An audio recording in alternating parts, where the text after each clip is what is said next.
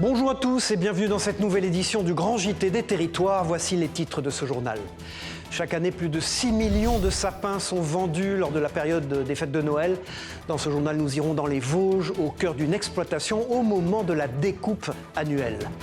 Et puis, ils sont partout dans cette édition. Vous verrez des images exceptionnelles de robots utilisés par les chirurgiens pour vous soigner.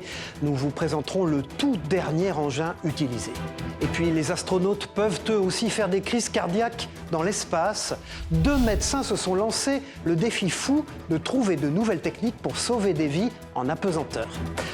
Enfin, dans ce journal, nous découvrirons une vache exceptionnelle, celle de la race Brahman. C'est l'égérie du prochain salon de l'agriculture à Paris. Nous irons la découvrir en Martinique. Voilà, dans quelques jours, ce sont les fêtes de Noël pour beaucoup d'entre vous. Chaque année, plus de 6 millions de sapins sont vendus en France, dont la très grande majorité sont produits sur notre territoire. Je vous emmène tout de suite dans les Vosges à la rencontre de ces 2 exploitants agricoles qui ont préparé des milliers de sapins ces dernières semaines. Reportage de Vosges TV, Anne Colombel et Thomas Herman. Sur cette parcelle, située sur les hauteurs de Neuvillers-sur-Fave, près de Saint-Dié, les tronçonneuses sont en action.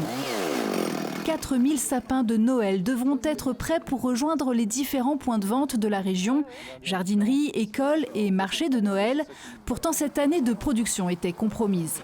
On tendait un peu le dos par rapport au réchauffement climatique qu'il y avait eu en 2018, puisqu'on arrivait dans la période où ceux-ci étaient commercialisables, les sapins étaient commercialisables.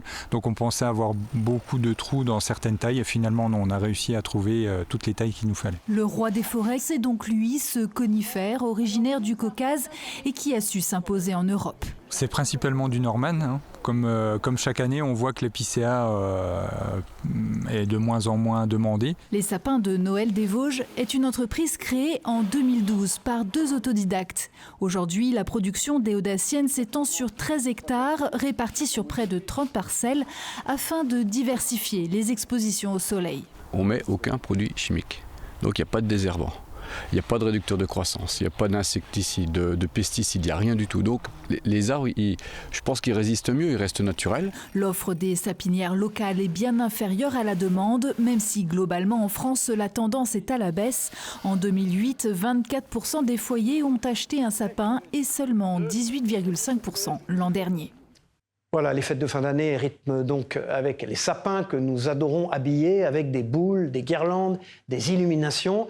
Mais la magie de Noël s'opère également sur les devantures des commerces dans les centres-villes.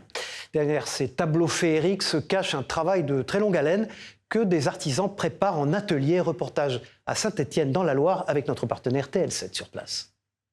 La magie des fêtes de fin d'année passe aussi par elles. Les fameuses décorations de Noël font leur apparition sur les devantures de ces commerces stéphanois. Mais derrière ce tableau féerique, un travail de longue haleine que les artisans de chez Loupio préparent en atelier. On peut voir des personnages qui sont créés et inventés de toutes pièces. En fonction des contraintes, on va réfléchir à faire des personnages en 2D ou en 3D parce qu'il y a de la prise au vent, parce qu'il y a de l'intempérie. On pré-produit au maximum les décors pour que quand on arrive, on n'ait plus qu'à les installer de façon à ce qu'on n'ait pas trop de retouches à faire ou qu'on n'ait pas de production à faire sur place. Un savoir-faire qui a plu à ce commerçant stéphanois. Son objectif est simple, amener la magie de Noël jusqu'à ses clients. Il y a déjà quelques commerçants qui jouent le jeu de faire des décorations en façade et en intérieur. Et on s'est dit qu'il était temps de prendre le train en route et de marquer les esprits. Du côté des artisans, après la création, place désormais à l'agencement. Un plan qui semble se dérouler à la perfection selon eux. Ça se passe bien, on est dans les temps pour le moment. On va essayer de créer une déco assez immersive à l'intérieur et dehors essayer de faire quelque chose un peu plus fantaisique et un peu plus construit et touffu quoi. Puis on a eu une grosse pluie hier et gros vent, donc ça a permis de tester un peu la technique, mettre un peu en condition. Si l'initiative est principalement propre aux fêtes de Noël, elle entend aussi dynamiser le centre-ville stéphanois. Vous avez vu, il y a toute une hype autour entre nous, entre commerçants, parce qu'on veut vraiment se fédérer et montrer que cette ville bouge. Donc je pense que là, on peut lancer un mouvement et je pense qu'on va avoir des façades et des intérieurs qui peuvent ressembler à ce que font bien les anglo-saxons.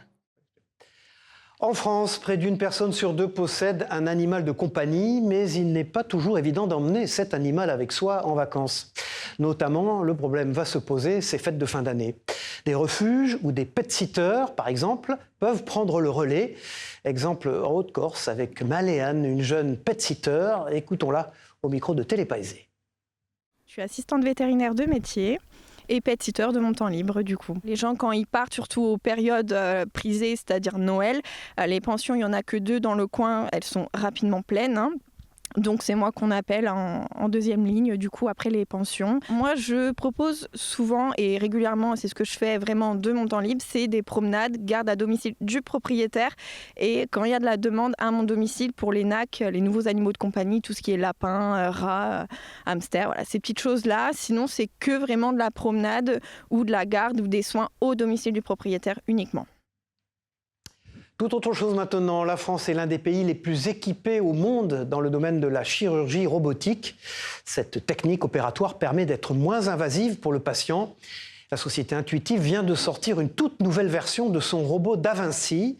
Et vous allez le voir avec des bénéfices pour les patients et pour les équipes médicales incroyables. Regardez ce reportage. En France, la chirurgie par robot assisté a fait son apparition il y a plus de 20 ans. Véritable prouesse, cette technologie permet d'opérer le patient dans de meilleures conditions, mais surtout d'être moins invasif. En 2025, la société Intuitive est leader mondial dans le domaine et ils viennent tout juste de sortir une 5e version de leur robot Da Vinci. Notre mission, ça a resté, mais en fait, la technologie a évolué. C'est la 5e génération qui est basée sur 3 piliers. En fait, c'est amélioration des résultats patients encore, efficience. On a beaucoup travaillé sur l'efficience pour les soignants. Et après, 3e pilier, c'est la partie digitale, tout ce qui est intelligence artificielle, tout ce qui est machine learning. Donc en fait, on peut conclure que ce système, c'est le système le plus avancé et le plus intégré depuis qu'on a commencé avec le développement du système chirurgical Da Vinci. Les bénéfices pour chaque patient opéré par chirurgie robotique sont multiples. Le docteur Ploussard, chirurgien, urologue et cancérologue à Toulouse, constate un véritable changement dans l'expérience patient. La chirurgie robotique a permis vraiment d'améliorer ce qu'on appelle l'expérience patient. C'est-à-dire qu'on a possibilité maintenant d'avoir des patients qui ont moins de douleur, une récupération qui est accélérée après une chirurgie. Et on a pu basculer vraiment dans l'ère d'une chirurgie mini-invasive complète, avec des patients qui vont sortir très vite, une chirurgie ambulatoire, une récupération des fonctions habituelles qu'ils vont avoir après l'opération beaucoup plus rapide qu'avec une chirurgie classique. Les bénéfices de la chirurgie robotique profitent également à l'équipe médicale. On a une sécurité du geste opératoire, une reproductibilité du geste opératoire qui est vraiment meilleure. Et ça se traduit aussi par des bénéfices en termes de coûts, des patients qui vont être plus rapidement à la maison, qui vont moins revenir à l'hôpital pour des complications. Et donc on a un vrai bénéfice médico-économique de cette chirurgie robotique. Depuis 2020, ce sont près de 600 000 séjours de chirurgie qui n'ont pas été réalisés en France. La chirurgie par robot assisté, avec la 5e version du robot Da Vinci, devrait donc permettre d'augmenter les prises en charge de patients, car aujourd'hui, la chirurgie robotique est la technique opératoire la plus sûre. Je vous le disais dans les titres, 2 médecins mosellans se sont lancés un défi fou, celui d'améliorer la prise en charge d'astronautes touchés par un arrêt cardiaque. Leur objectif est de comprendre comment on peut réanimer un être humain dans un environnement sans gravité, car en apesanteur. Les procédures classiques ne fonctionnent pas. Regardez ce reportage de Moselle TV. C'est le respirateur à turbine qui l'emporte. Ils sont réanimateurs, l'un est pneumologue, l'autre cardiologue. Tous les deux cherchent à apporter une réponse à cette question. Comment traiter un arrêt cardiaque dans l'espace ? Les causes, elles sont multiples. Ça peut être par exemple des microparticules, des éléments infectieux qui sont dans ces habitats qui sont recyclés, ou alors par exemple la poussière de lune qui est extrêmement toxique pour le poumon. Notre second projet, après avoir validé le test technologique, c'est de savoir comment il se comporte sur les humains. Et pour ce faire, il faut expérimenter dans les conditions d'une navette spatiale. En apesanteur donc, l'avion simule l'absence de gravité pendant 22 secondes, le temps de tester différentes méthodes. Actuellement dans l'espace, la seule technologie possible, c'est qu'il faut endormir le patient et le faire respirer avec une prothèse endotrachéale, ce qui est extrêmement invasif et très risqué pour l'astronaute. Et donc dans ce contexte, sur Terre, on a depuis les années 80 un dispositif non invasif qui permet d'appliquer de la pression via un masque sans endormir le patient. Donc notre premier travail s'orientait vers la stratégie, comment ces machines en fait fonctionnent en apesanteur. Ces médecins passent entre 20 et 30% de leur temps à travailler sur la médecine spatiale, des recherches qui pourraient ensuite améliorer la prise en charge des patients sur Terre. Il y a des contraintes au spatial qui sont l'économie de poids et la simplicité d'utilisation. Donc c'est sûr que si on venait à qualifier le matériel et que les agences spatiales continuent à poursuivre le projet avec nous, ce qui a l'air d'être le cas, il va falloir réfléchir à alléger, à simplifier l'usage et tout ça, ça permettra de démocratiser des techniques. Le projet Vespa 1 terminé, les deux trentenaires devraient repartir dès mars pour le projet Vespa 2 qui vise cette fois-ci une expérimentation sur les hommes. Tout à fait autre chose, aller jeter ses poubelles, c'est une tâche que nous faisons tous au quotidien. Mais ces dernières années, plusieurs collectivités ont décidé de supprimer les poubelles individuelles au profit de conteneurs collectifs aériens et souterrains. Cela peut paraître anecdotique, mais ça perturbe beaucoup les habitudes des uns et des autres. Exemple en Ille-et-Vilaine, à Dol de Bretagne, avec ce reportage de TVR. Regardez. Alors, voilà. Poubelle ménagère. Poubelle à papier. C'est un geste du quotidien qui s'est transformé en véritable petite sortie pour Marie-Pierre Pellissier. Avant, on mettait juste notre poubelle en plastique, pour les papiers je parle, devant notre maison et tous les 15 jours on nous enlevait. Depuis le début de l'année, cette habitante du centre de Dol de Bretagne doit marcher quelques dizaines de mètres pour jeter ses poubelles. Franchement, les poubelles ménagères ne me gênent pas, mais ça c'est quand même embêtant.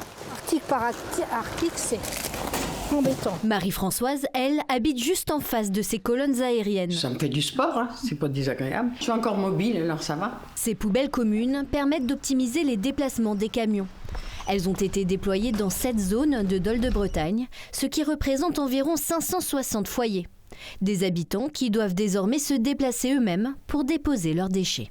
La personne qui a du mal à se déplacer, forcément, c'est pas la même chose de mettre ses poubelles devant sa porte et avoir à se déplacer. C'est là qu'on appelle aussi à la solidarité de voisinage, à la solidarité familiale, parce que tout ce qui a évacué, c'est des choses qui sont arrivées au domicile, qui ne sont pas arrivées toutes seules au domicile. Mais le coût de la redevance reste inchangé, 124 € minimum pour une seule personne. Le principe du déploiement des colonnes, c'est malheureusement pas de dire aux gens qu'ils vont payer moins cher, c'est de leur dire qu'ils vont moins rapidement payer plus cher. C'est-à-dire que ça va permettre d'atténuer les augmentations qui sont inéluctables. À terme, la communauté de communes prévoit l'installation de 150 colonnes sur l'ensemble du territoire, qui traitent chaque année près de 6000 tonnes de déchets ménagers, dont 1500 recyclables.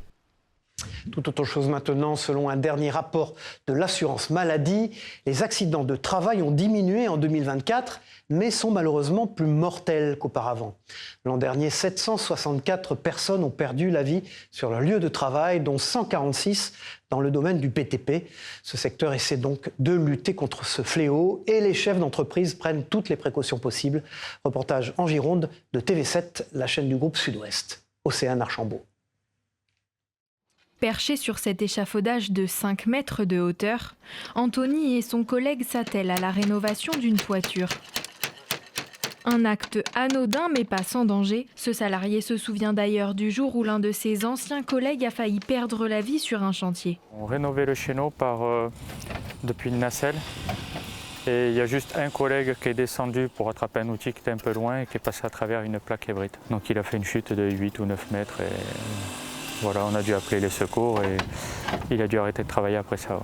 Dans le dernier rapport annuel de l'assurance maladie, les chutes de hauteur sont parmi les premières causes de décès au travail, notamment dans le secteur du BTP. Pour ne pas en arriver là, ce chef d'entreprise prend toutes les précautions pour ses salariés, mais pas seulement. Dans ce chantier, le point qui est vraiment la partie compliquée, c'est que nous sommes à proximité d'une école.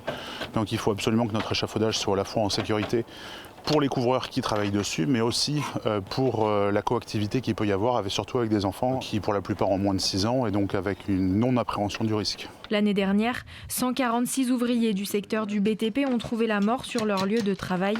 Ce gérant en appelle à la responsabilité de tous. Quand on voit un certain nombre d'artisans qui interviennent uniquement avec une échelle dans la rue, sur un trottoir, sans demande de voirie sur le domaine public, le risque est important. Si les décès liés au travail sont en hausse, les accidents de travail, eux, ont diminué.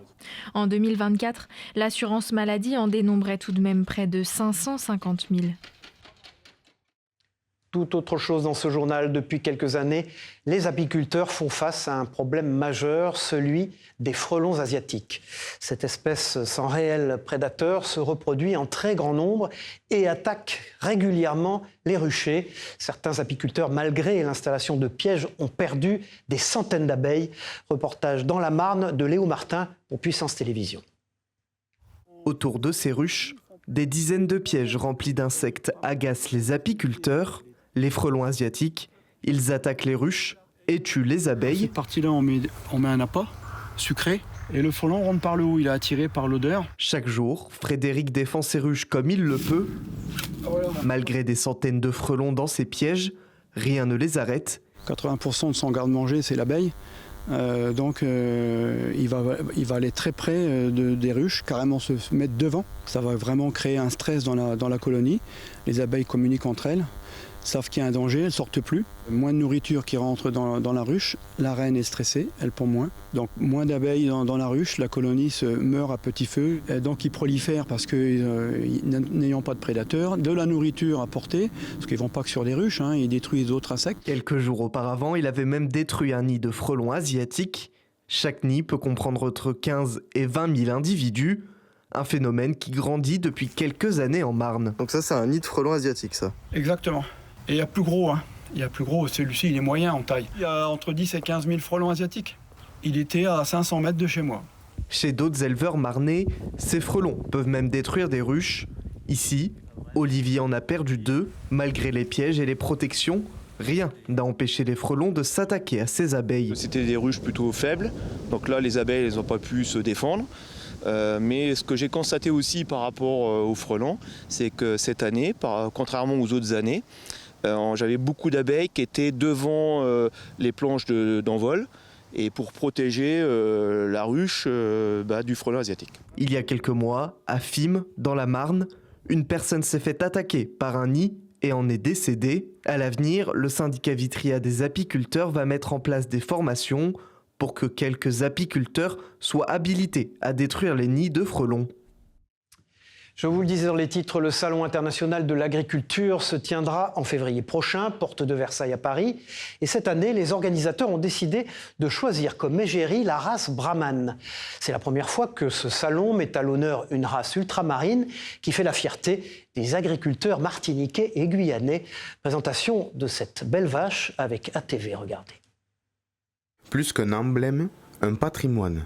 La vache Brahman représentera les couleurs de la Martinique et de la Guyane au Salon international de l'agriculture. Une fierté pour notre territoire, mais aussi pour tous ceux qui travaillent à leur côté. Dans mon travail, j'aime tout. C'est un métier qui me plaît énormément. Tout ce que je fais, tout ce qu'il y a à faire dans l'élevage, ça ne me dérange pas. Pour moi, c'est une chance de travailler avec le bovin Brahman. C'est la meilleure race qui s'adapte. Arrivée en Martinique dans les années 1950, la race Brahman, reconnaissable à sa bosse, son fanon lâche et ses grandes oreilles, est appréciée pour sa viande maigre et savoureuse. C'est une grande fierté, autant pour l'ensemble de la production agricole que pour l'ensemble des Martiniquais et même plus largement des Guyanais qui œuvrent à développer cette race depuis plusieurs dizaines d'années sur les deux territoires. C'est la première fois qu'une région ultramarine exporte en fait sa génétique bovine à direction de la France hexagonale. Et donc nos animaux ont fait l'objet d'une préparation sanitaire et technique assez poussée. Un éleveur égérie qui a été sélectionné pour représenter fièrement les couleurs de la Martinique et de la race Brahman. L'éleveur derrière la future égérie s'appelle André Prosper. Installé à Trinité sur les terres du Galion, il gère un cheptel de 300 brahmanes. Héritier d'une lignée d'éleveurs, il poursuit le travail lancé en 1975 par son père Roger, pionnier du développement de la race sur l'île après l'abandon progressif de la canne. Depuis 40 ans, l'éleveur sélectionne, améliore et valorise la brahmane tout en jouant un rôle actif au sein de l'UEBB. C'est l'UEBB qui gère le projet et qui a déposé la candidature de la race brahmane au Salon de l'Agriculture au mois de février. Nous avions l'ambition de porter haut les couleurs de notre race, de porter haut les couleurs de notre territoire et de notre production agricole. Une vitrine incontournable pour nos territoires ultramarins qui mettra en lumière l'excellence et le savoir-faire de notre agriculture. Toujours dans le domaine de l'agriculture, il est souvent difficile pour les professionnels du secteur de se débarrasser de leurs déchets végétaux. Alors un agriculteur de la Sarthe a décidé de créer sa propre décharge sur son terrain. Les exploitants agricoles des communes voisines peuvent ainsi passer, quand ils veulent, pour déverser leurs végétaux. Une idée qui plaît beaucoup et bien au-delà du département. Reportage de LMTV Sarthe, Colin Ancel. Ici, au milieu des champs, une zone un peu particulière. Il s'agit en fait d'un dépôt réservé aux déchets verts que contemple Éric Flo, le propriétaire. Tout ça, c'est depuis le début de la semaine, lundi matin, fin de matinée. Branches, feuilles ou encore herbes de tonte. Depuis 18 ans, l'agriculteur accueille les résidus organiques des particuliers et des professionnels du secteur. Nous avons eu l'idée, car ma femme s'est installée en agriculture biologique, sans matière organique. Donc nous fallait de la matière organique. Et après, on a eu quelques micro-entreprises qu'on a contactées qui nous amenaient leurs déchets. Mais le volume s'est fait qu'à un moment donné, tout a grossi par le biais du bouche à oreille. Des quantités telles que les coûts pour le broyage ont explosé. Alors l'agriculteur a décidé de structurer son activité. Depuis novembre, il propose un abonnement, 120 € par an, pour venir déposer librement ses déchets verts. De toute façon, il n'y a qu'ici que je peux venir, parce que maintenant, il n'y a plus le droit de brûler ou... Puis j'ai rien pour broyer en fin de compte, donc je viens qu'ici. C'est beaucoup plus pratique que pour moi, je peux venir quand on veut en fin de compte. 24 heures sur 24, voilà. Mais ne vous y méprenez pas, derrière tout ce tas de déchets verts, un vrai travail de valorisation qui permet de produire du compost ou du terreau pour les particuliers. Nous, on le remue à peu près tous les mois. Et au printemps, je vais le faire cribler pour avoir du terreau. Un modèle circulaire qui pourrait bien inspirer au-delà des frontières de la Sarthe. Depuis qu'il communique sur son activité, Éric Flo reçoit des appels venus de toute la France. Chaque année, des milliers de tonnes de déchets sont retrouvés dans nos océans, dans nos mers, dans nos fleuves. Et des campagnes de sensibilisation, bien sûr, sont organisées, comme les Green Days, pour ramasser ces détritus. Mais c'est surtout l'occasion de former la population sur les gestes à adopter. Et vous allez le voir, c'est le cas en Guyane, à Balaté, le long du fleuve Maroni. Ce reportage de Franck Chassagnon sur place. On est sur des événements qui arrivent à des moments donnés, mais on a besoin de travailler beaucoup plus longtemps, de manière beaucoup plus récurrente. Mais l'idée, c'est de travailler avec des acteurs locaux. À chaque fois, on le fait, des associations ou des organismes qui, eux, sont là sur place tout le temps et qui continuent derrière à maintenir ce mouvement de nettoyage, de sensibilisation. On vient de trouver une sorte de tuyau au niveau de l'entrée du fleuve qui pèse vraiment lourd. Je trouve ça dommage de trouver un déchet aussi grand de taille au niveau du fleuve. Dans ce journal, la semaine dernière, je vous ai parlé de course à pied. Chaque semaine, près de 8 millions de Français pratiquent cette discipline. Des courses qui sont d'ailleurs organisées très régulièrement partout en France, rassemblant plusieurs centaines de joggeurs chaque fois. Mais figurez-vous que les épreuves de nuit rencontrent aussi un véritable succès avec des participants toujours plus nombreux. Exemple en Loire-Atlantique avec ce reportage de Télé-Nantes. Ils étaient près de 450 au départ de la course nocturne. À la lumière de leurs lampes frontales, les runners ont suivi un parcours alternant forêt, bord de Loire et bourg sur 12 ou 18 km. Une ambiance unique et un challenge apprécié des plus expérimentés. C'est complètement différent de courir de nuit, c'est une ambiance particulière où il faut avoir une bonne frontale, bien se repérer, bien regarder devant soi, bien regarder où on met ses pieds. Pour les nouveaux et nouvelles qui tentaient leur première nocturne, l'expérience fut plus que gratifiante, malgré les difficultés liées à la boue et l'obscurité. C'est un peu compliqué, surtout qu'il y avait de la gadoue, donc il fallait esquiver les petites racines, les branches, tout ça. mais c'est ce qui rajoute un petit côté fun à la course, donc c'est vraiment sympa. C'est pas de la ville, c'est de la nature, donc on a vu croiser des vaches, on a croisé des animaux sur la route. C'est plus sympa de voir où sont ceux qui sont devant et essayer de les rattraper dans le noir, c'est plutôt sympa, c'est cool. Un succès qui récompense le travail de l'Amicale laïque de Bouguenais. L'association qui organisait pour la 3e fois ce run nocturne a pu compter sur ses bénévoles pour baliser et assurer la sécurité des coureurs sur le circuit. La nature n'est pas forcément toujours bienveillante vis-à-vis des gens qui la traversent, donc il faut faire attention. On a beaucoup de balises, de gens, on est 52 je crois sur le parcours. L'engouement pour ce type d'épreuve est loin de se limiter à la métropole nantaise. Aux Touches, près de Nort-sur-Erdre, un trail nocturne était également organisé ce week-end. Les dossards étaient déjà tous réservés depuis septembre dernier. Laissez-moi maintenant vous présenter la plus grande chapellerie de France, située en Ariège, à Pamiers. L'établissement propose une multitude de bérets et de couvre-chefs à ses clients. Et figurez-vous que les bérets reviennent à la mode chez les jeunes ces derniers temps. C'est ce que nous explique d'ailleurs Jacqueline, la propriétaire de cette boutique, au micro de la Dépêche du Midi. Je suis en train de nettoyer le béret à la vapeur. On l'humidifie avec beaucoup de vapeur et tant qu'il est très humide, nous allons le brosser. Un béret, ça ne se lave surtout pas. Non, ou alors vous venez le changer très vite parce qu'il va trop se resserrer. Le béret basque, on dit qu'il est basque, mais en fait il est béarnais. Voilà, mes 2 bérets se portaient toujours sur toute la chaîne des Pyrénées. Voilà, tout le long des Pyrénées, on portait le béret. Avant, on le portait brun. Pour travailler, il était brun, il n'était pas noir. Et comme les personnes qui travaillaient touchaient beaucoup le béret avec les mains sales, donc on salissait le béret, c'est pour ça qu'on l'a fait ensuite noir. Voilà, au revoir, c'est la fin de ce journal. Merci à vous de l'avoir suivi. On se retrouve très vite pour une nouvelle édition du Grand JT des Territoires. Au revoir à tous.